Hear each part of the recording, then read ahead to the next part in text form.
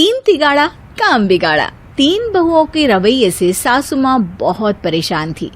दरअसल बात ये थी कि तीनों बहुओं में किसी बात को लेकर अनबन हो गई थी। तब से ही तीनों एक दूसरे से मुंह फुलाए रहती थी। ना कोई सीधे मुंह किसी से बात करती, ना किसी का कहना मानती। पड़ोसी भी इस बात को जानते थे और जाने कैसे कैसे बातें भी करते। इसीलिए सासू माँ ने तीनों बहुओं को तुरंत अपने कमरे में बुलाया। मैं कई दिनों से देख रही हूँ, तुम तीनों अलग अलग सारे काम कर रही हो। ये सब नहीं चलेगा, तीनों को मिलकर ही काम करना पड़ेगा। सास की बात सुनकर एकदम से बड़ी बहू बोल उठती है। नहीं मम्मी जी, मैं इन दोनों के साथ कुछ नहीं कर सकती।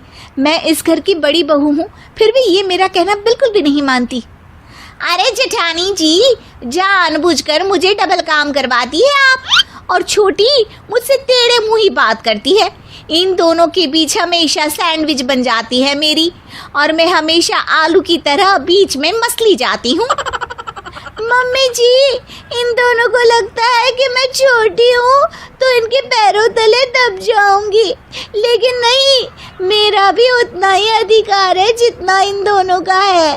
बढ़िया आई दोनों मेरी चुगली करने के लिए, मुझे क्या कम समझ रखा है। तीनों बहू एक दूसरे से बहस करने लगती है और सास दोबारा ये देखकर टेंशन में आ जाती है और सबसे कहती है, चुप हो जाओ, अब से तुम तीनों सारे काम एक साथ करोगी।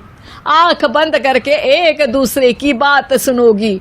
तुम तीनों इस बात को गांठ बांध लो, वरना अगली छुट्टियों में तुम्हारा अपना मायके जाना कैंसिल।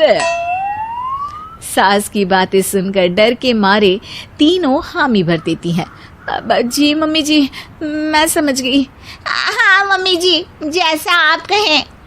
आप जो कहेंगी मैं वही करूंगी। तीनों बहू सास की बात को गांठ बांध लेती है और वादा करती है कि अब से सारे काम वो तीनों एक साथ मिलकर ही करेंगी। ये सब देखकर सास खुश हो जाती है और वहां से चली जाती है। नीचे जाकर वो देखती है कि घर में शर्मा जी आए हुए होते हैं। सास जोर से आवाज लगाकर कहती है, अरे बहू, जरा चाय बनाकर तो लाना, शर्मा जी आए हैं। सास की बात सुनकर तीनों बहू तुरंत किचन की ओर भागती है और चाय बनाना शुरू कर देती है। मुझे तो एकदम मसाले वाली कड़क चाय पसंद है, तो हम शर्मा जी के लिए मसाले वाली चाय ही बनाएंगे।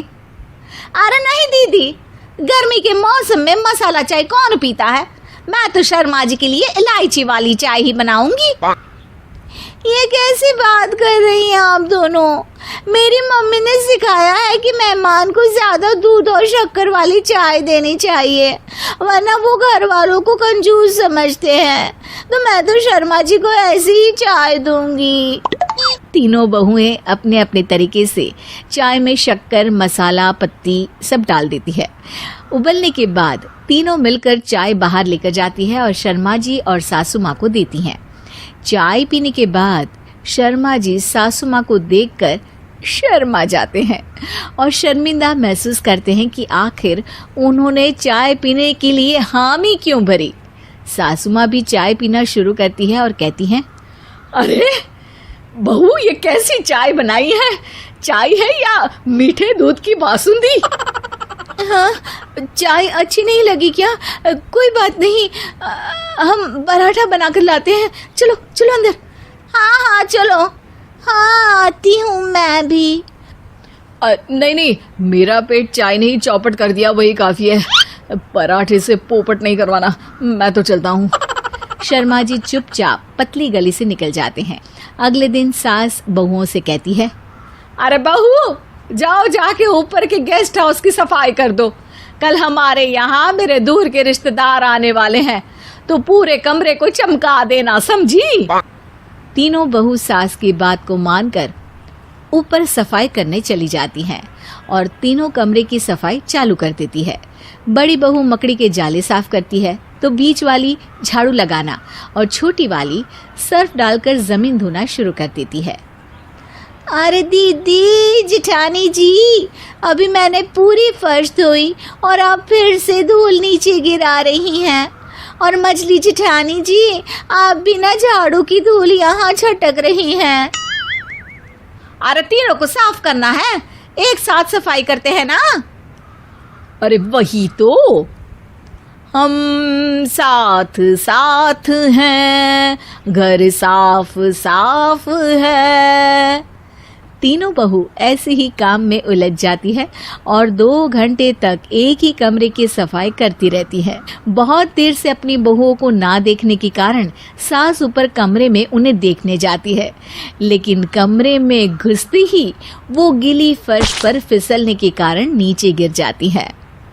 ओरी मोरी मैया, हड्डी मरोड़ के रख दी। आए मेरी तो कमर ही टूट गई रे।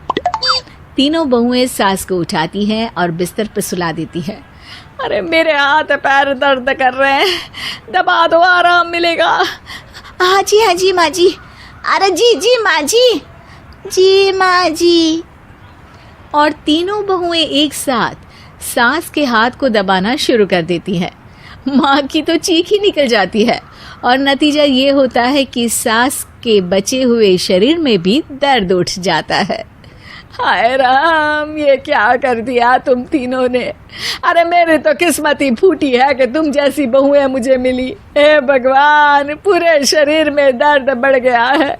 अब तो पता नहीं कि चल भी पाऊंगी या नहीं। माफ करो, मुझे गलती हो गई मुझसे कि तुम तीनों को एक साथ काम करने के लिए बोला। सोचा था तीनों मिलके अच्छे से काम करेगी, लेकिन बड़े बुजुर्ग सही कहते थे कि 3 तिगाड़ा काम बिगाड़ा। तुम लोगों ने ये बात ना आज साबित करके दिखा दी। तुम तीनों को तो समझाना यानी मानो भैंस के आगे बीन बजाना है। तुम्हें अकेले अकेले काम करना है ना, तो अब से तुम अकेले ही अपना अपना काम करो। तीनों बहुएं वहां से जाने लगती है। अरे कहाँ जा रही हो? आप ही ने तो कहा कि अपना अपना काम करो, तो मुझे मुल्तानी मिट्टी लगानी है। अरे मुझे भी तो नेल पॉलिश लगानी है। मुझे ना मेहंदी लगानी है।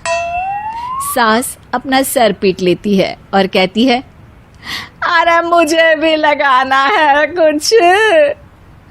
क्या माँ जी? तुम्हारे घर वालों को फोन तुम्हारी हरकतें बताने के लिए।